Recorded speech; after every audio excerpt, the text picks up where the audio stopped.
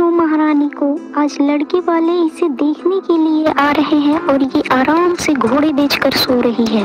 मेहमान आने वाले हैं, घर में इतना सारा काम पड़ा है, समझ नहीं आ रहा है कि मैं क्या क्या करूं, और ये आराम से सो रही है। क्या माँ, तुम भी ना सुबह सुबह शुरू हो जाती हो? अभी 8 ही तो बजे हैं और सोने दो मुझे। देख दिव्या, अगर तुम नहीं उठी ना तो देख ले ये चप्पल, इसी चप्पल से मैं तेरी गाल लाल कर दूंगी। क्या माँ, तुम भी ना सुबह की गहरी नींद का मजा ही खराब कर देती हो।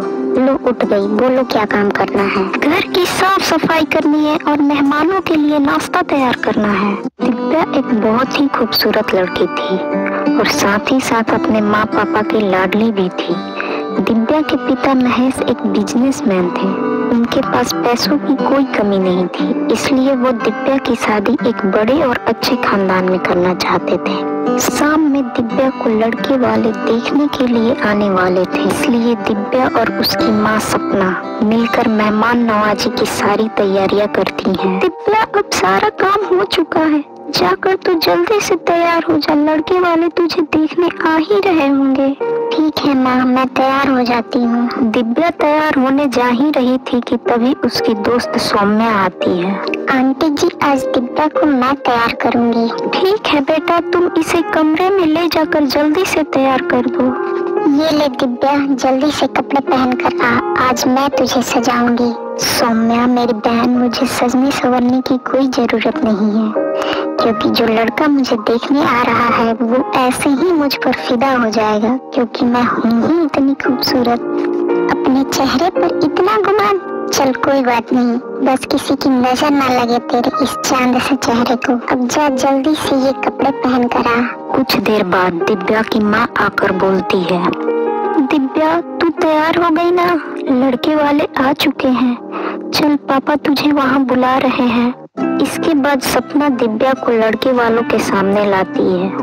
दीपक दिव्या को पहली नजर में देखते ही पसंद कर लेता है और अपनी माँ से बोलता है, ये तो बिल्कुल चांद का टुकड़ा है, मैंने जितना सोचा था ये उससे भी ज्यादा खूबसूरत है।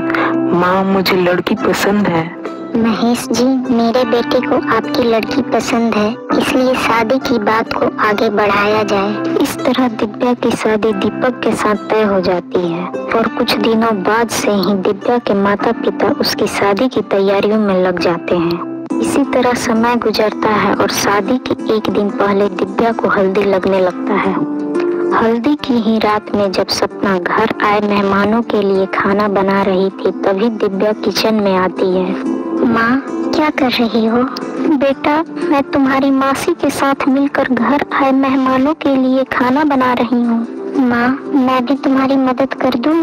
नहीं बेटा, हल्दी चढ़ने के बाद लड़कियाँ कोई काम नहीं करती हैं। ऐसा क्यों माँ? क्योंकि अपशगुन होने का डर रहता है। मासी, मैं ये सब नहीं मानती हूँ अपशगुन वगैरह, बस आज ही भर में मैं अपनी माँ की मदद कर पाऊंगी, कल के बाद तो मैं ससुराल ही चली जाऊंगी। उसके बाद तो मुझे अपनी माँ से मिलने के लिए भी तड़पना पड़ेगा। देख दिव्या, होने वाली दुल्हन कोई काम नहीं करती है, इसलिए तू कुछ नहीं करेगी। वैसे भी मेहमानों के लिए सारा खाना बन चुका है, बस पूरी तलना ही बाकी है, वो भी हम कर लेंगे। इसी बीच महेश किचन में आकर सपना से बोलता है, सपना, मुझे तुमसे कुछ काम है, बस 2 मिनट के लिए मेरे साथ चलो। दिव्या, तू कुछ करना मत, मैं बस 2 मिनट में आई। दिव्या, मैं भी बस तुरंत आई, तू कुछ मत करना। ठीक है मासी, आप जाइए। दोनों के चले जाने के बाद दिव्या सोचने लगती है। माँ और मासी सुबह से काम कर रही हैं, उन्हें 1 मिनट का भी चैन नहीं मिला है। मुझे उनकी मदद करनी चाहिए। वैसे भी मैंने पहले भी कई बार पूड़ियाँ तली हैं, आज भी यदि मैं अच्छे से पूड़ियाँ तलूंगी तो मुझे कुछ नहीं होगा। इतना सोचकर दिव्या पूड़ियाँ तलने के लिए तेल गरम करने लगती है। दिव्या को इस बात का जरा सा भी अंदाजा नहीं था कि उसके चांद से चेहरे पर ग्रहण लगने वाला है। तेल गरम करने के बाद जैसे ही वो पहली पूड़ी कढ़ाई में डालती है, तेल का छींटा उड़कर उसके गाल पर पड़ जाता है और दिव्या का गाल जल जाता है। इसके बाद दिव्या अपना गाल पकड़कर रोने लगती है। इसका पार्ट 2 देखने के लिए हमारे चैनल को सब्सक्राइब करें। I can throw it back, yeah. Everything I do, I'm getting hella bands. I'm trying to let them wrong, but I won't. For not going empty-handed last minute, Blinkit.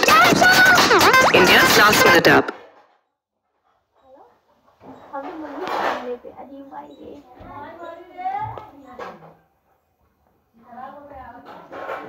पापा नाम ले था mummy के नाम ले